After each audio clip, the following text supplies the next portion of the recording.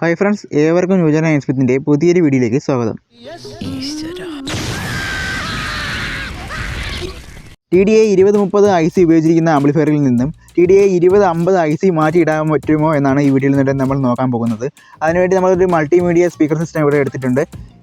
ഇതിൻ്റെ 2030 IC ആണ് അവർ ഉപയോഗിച്ചിരിക്കുന്നത്. ഈ IC മാറ്റി നമുക്ക് ഈ TDA 2050 IC ഒന്ന് ഇട്ട് നോക്കാം. എന്നിട്ട് നമുക്ക് എൻ്റെ ആഡിയോ ക്വാളിറ്റി എങ്ങനെയുണ്ടെന്ന് ചെക്ക് ചെയ്യാം. ഈ ബോർഡിൽ TDA 2030ൻ്റെ 3 IC ആണ് അവർ ഉപയോഗിച്ചിരിക്കുന്നത്.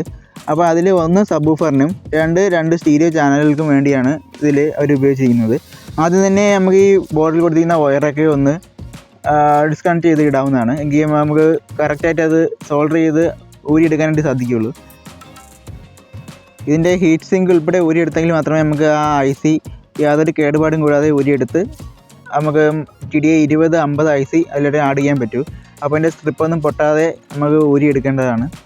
അപ്പോൾ ഈ 2 സ്ക്രൂ ഊരിയെടുക്കുമ്പോൾ നമുക്ക് ആ ബോർഡ് ഊരിയെടുക്കാൻ പറ്റുന്നതാണ്.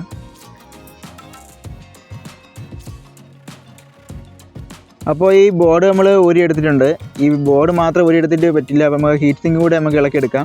അപ്പോൾ അവിടെ നമുക്ക് സൗകര്യമായിട്ട് ഇതിൽ IC ഊരിയെടുത്ത് മറ്റേ IC ആഡ് ചെയ്യാനായിട്ട് പറ്റത്തുള്ളൂ.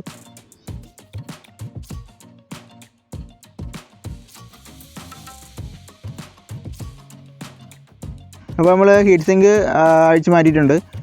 എങ്കിൽ ഇനി നമുക്ക് ഈ IC കൂടി അഴിച്ചു മാറ്റാം. നമ്മൾ സോൾഡറിങ് അയൺ ഉപയോഗിച്ചാണ് ഈ IC ഡിസ്കണക്ട് ചെയ്യുന്നത്. നമ്മുടെ കൈവശം ഇപ്പോൾ റിമൂവ് ചെയ്യുന്ന ഗണ്ണോ ഒന്നും നമ്മുടെ കയ്യിലില്ല. അതുകൊണ്ട് നമ്മൾ സോൾഡറിങ് അയൺ വെച്ച് ഈ IC റിമൂവ് ചെയ്യുന്നതാണ്. അപ്പോൾ നമ്മൾ IC എല്ലാം ഡിസ്കണക്ട് ചെയ്തിട്ടുണ്ട്. ഇതിൽ സ്ട്രിപ്പൊന്നും പൊട്ടാതെ നമ്മൾ ഊരിയെടുത്തിട്ടുണ്ട്. ഈ ബോർഡ് വെറും ലോക്കൽ ബോർഡ് ആയതുകൊണ്ട് ഇതിൻ്റെ സ്ട്രിപ്പൊക്കെ പൊട്ടാൻ വളരെ ചാൻസ് കൂടുതലാണ്. അപ്പോൾ നമ്മൾ അത്രയും കെയർഫുള്ളായിട്ട് ഈ ബോർഡിൽ നിന്ന് IC റിമൂവ് ചെയ്തെടുക്കേണ്ടതാണ്. ഇനി നമുക്ക് ഈ ബോർഡിലേക്ക് നമ്മൾ വാങ്ങി വെച്ച TDA 2050ൻ്റെ IC ആഡ് ചെയ്യാം. അപ്പോൾ നമ്മൾ അത് സോൾഡർ ചെയ്യുന്ന വീഡിയോ എടുത്തിട്ടില്ല. നമ്മളിപ്പോൾ ആ IC ആഡ് ചെയ്തതിന് ശേഷം ബോർഡ് അതിൽ ഫിറ്റ് ചെയ്ത് എല്ലാം വെച്ചിട്ടുണ്ട്. TDA 2030നെക്കാട്ടിയും നല്ലൊരു പെർഫോമൻസ് നമുക്ക് TDA 2050 കിട്ടും എന്നാണ് ഈ ICയുടെ ഒരു പ്രത്യേകത. അപ്പോൾ നമുക്കിതിൻ്റെ ഡീറ്റെയിൽഡ് വീഡിയോ, അതായത് ഇതിൻ്റെ സൗണ്ട് ടെസ്റ്റിംഗ് വീഡിയോ മറ്റൊരു വീഡിയോയായി നമ്മൾ അപ്ലോഡ് ചെയ്യുന്നതായിരിക്കും.